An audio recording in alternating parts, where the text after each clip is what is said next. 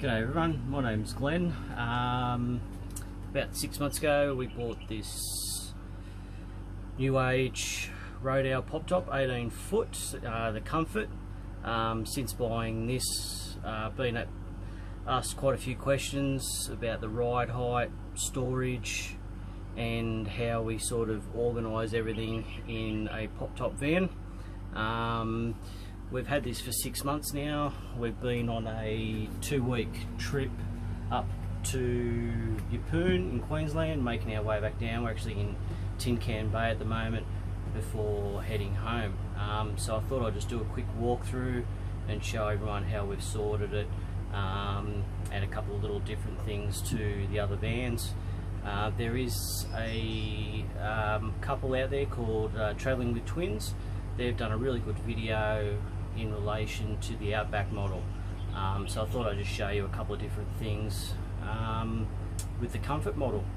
But I'll just spin the camera around and I'll just walk you through the van and just show you a couple of little different things that we've done in this van.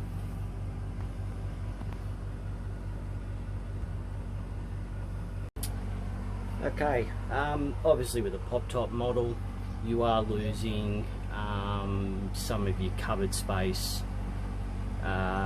above the bed, and I just wanted to show you guys, yeah, look, it is good to have the whole height, but you can make do.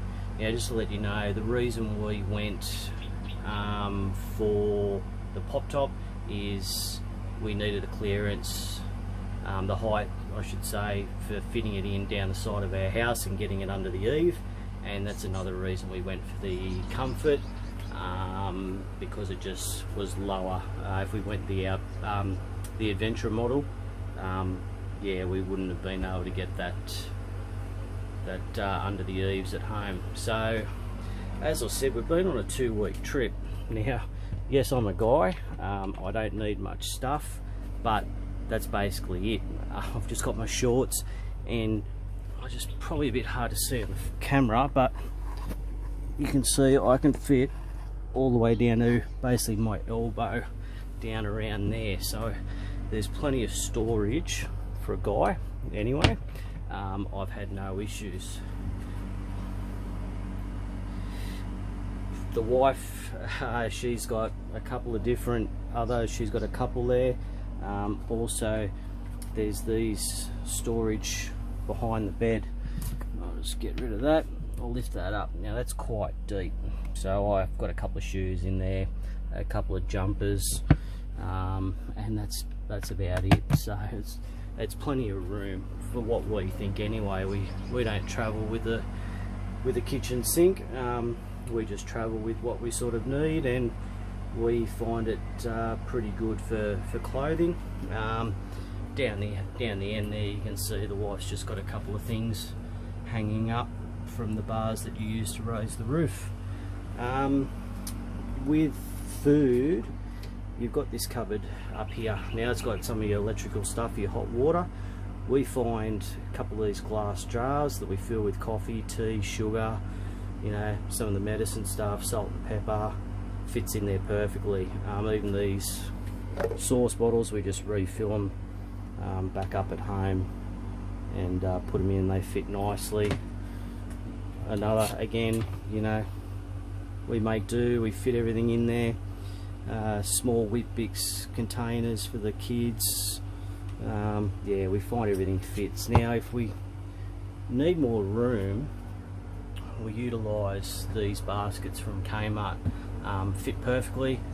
Also some collapsible soft boxes, we stack them across the top. Also we use them for washing. Airfryer fits perfectly, the one from Kmart. That's been a goal to bring on this trip. I've enjoyed cooking with that.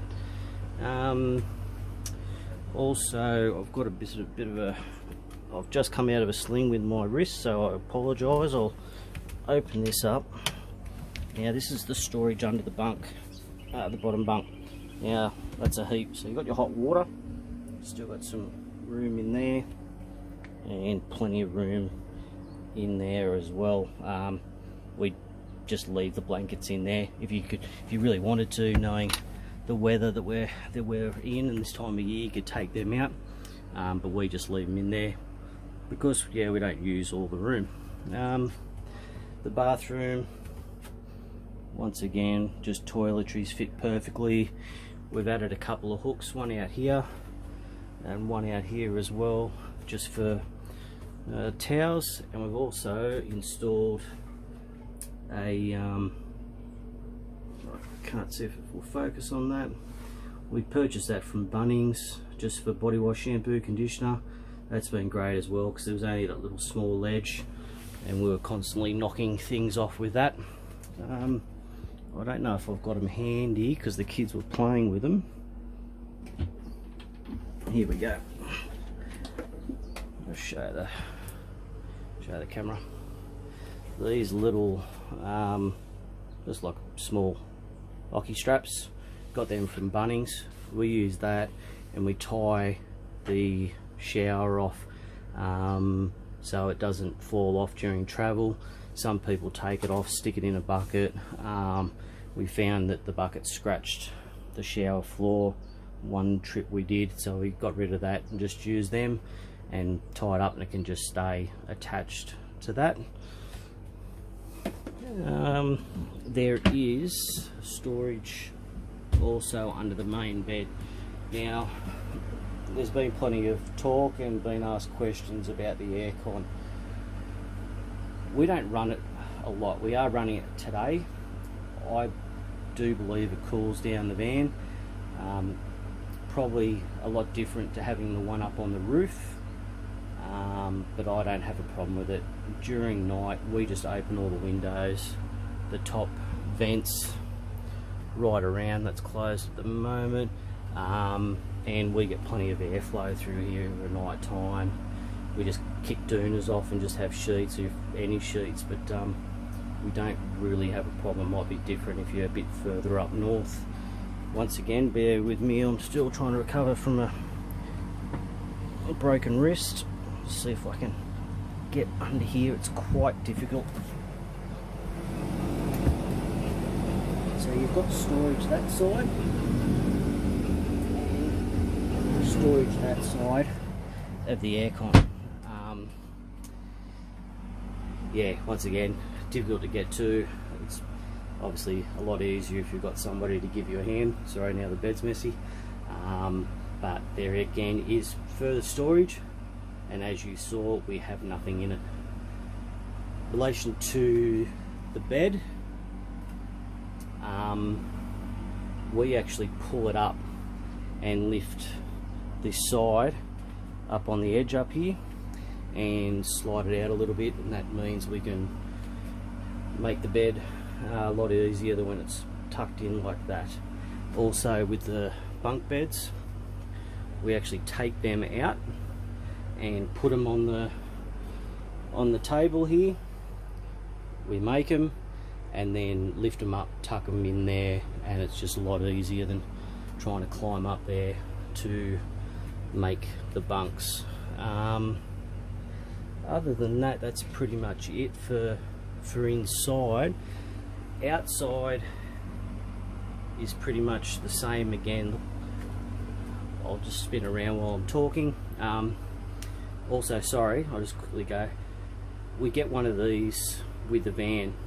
People order other ones, but we actually had our cousin make one for us, and as you can see, there's not much difference, and I think it cost us bugger all to make, and that's been handy for my daughter with her stuff. Now, just going outside, I won't go over too much outside. Vans are pretty much the same. It's got the stereo on the outside, the picnic table and whatnot. What I get asked a lot about is the clearance, so I'll walk down the side and show you what I believe's an issue, or not an issue, but it's something to consider if buying one of these comfort vans. So I'll walk you outside.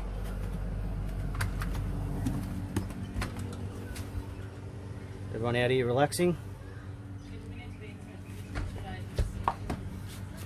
So obviously, as I said, just the outside of the van, stereo. You got your socket, 12 volt socket with your antenna and your 240 and I'll just go around.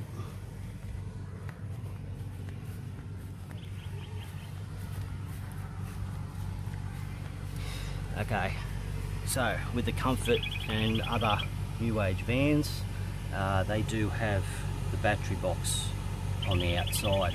Now this is obviously a lot lower to the ground, as I'll sort of demonstrate there. Now that's the only thing you need to sort of be concerned about and worried about. In saying that, we do take this to farm stays and on some uneven road, and we've never had an issue.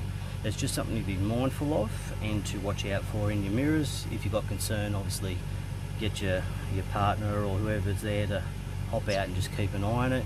But as I said, we don't have any problems. But to help with that, we got installed the DO35 hitch, which has helped a lot with those sort of roads and making sure that we don't hit that battery box. So I recommend, if you do get one of these Comforts, you do get the DO35 hitch installed, and we got that done as a factory extra when we bought the van. So guys, I'll say just at the back, the thing that's sort of different with these is there's no tow ball. It's just a straight spare wheel. There's no actual rear bar.